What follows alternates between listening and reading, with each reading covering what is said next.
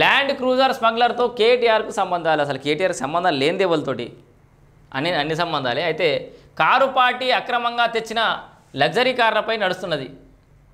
ఈ స్కామ్తో కేసీఆర్ కుటుంబానికి ప్రయోజనం ఉంది. కేంద్ర మంత్రి బండి సంజయ్ సంచలన ఆరోపణలు. ఈ ఇన్ని స్కామ్లు వీళ్ళే అయితే నిజంగా ఇప్పటికి 2-3 ఏళ్ళకి దగ్గరికి వస్తుంది. స్కామ్లు బీఆర్ఎస్సి ఇవి ఒడతలేవు దంగుతలేవు పేపర్లలో కూడా డిస్కస్ చేసుకోవడానికి.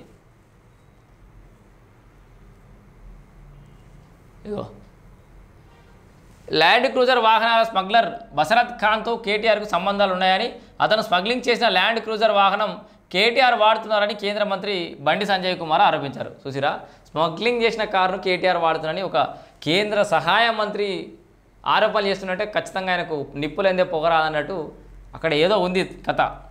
కారు పార్టీ అక్రమంగా తెచ్చిన లగ్జరీ కార్లపై నడుస్తున్నదని, లగ్జరీ కార్ స్కామ్ నిందితుడు బసరత్ ఖాన్ దిగుమతి చేసిన ల్యాండ్ క్రూజర్లో కేటీఆర్ ఎందుకు తిరుగుతున్నారని కేంద్ర మంత్రి బండి సంజయ్ కుమార్ ప్రశ్నించారు. సోమవారం ఎక్స్ వేదికగా స్పందిస్తూ ఆ కార్లు కేసీఆర్ కుటుంబానికి సంబంధించిన కంపెనీల కార్లతో ఎందుకు రిజిస్టర్ అయ్యాయని కేంద్ర మంత్రి బండి సంజయ్ సందేహం వ్యక్తం చేశారు. చూసిరా, కేసీఆర్ సంబంధించిన కంపెనీల పేరుతో ఎందుకు రిజిస్టర్ అయినాయి అంటుండు, లేక తక్కువగా చూపించి కొనుగోలు జరిగిందా అంటూ నిలదీశారు. ఈ స్కామ్లో కేసీఆర్ కుటుంబం ప్రయోజనం పొందినట్లు ఉందన్నారు. వాస్తవాలు బయటకు వచ్చేందుకు సంబంధిత శాఖలు నిర్వహణ చేపట్టాలని చెప్పేసి డిమాండ్ చేశారు. ఎట్ హోమ్తో కేటీఆర్ కుటుంబానికి లింక్ ఉందట.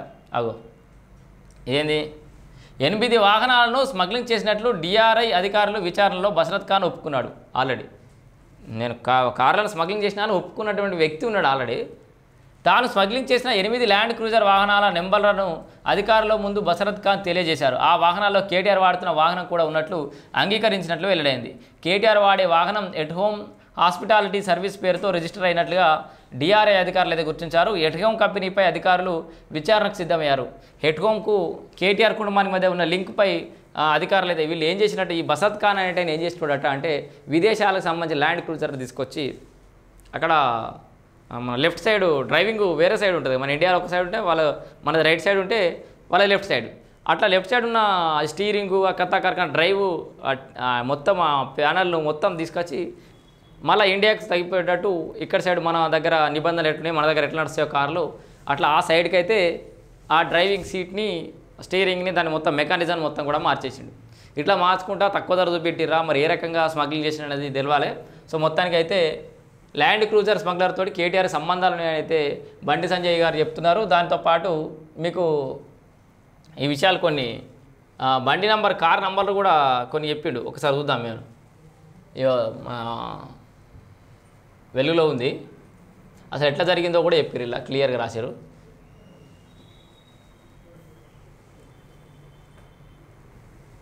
ఇగో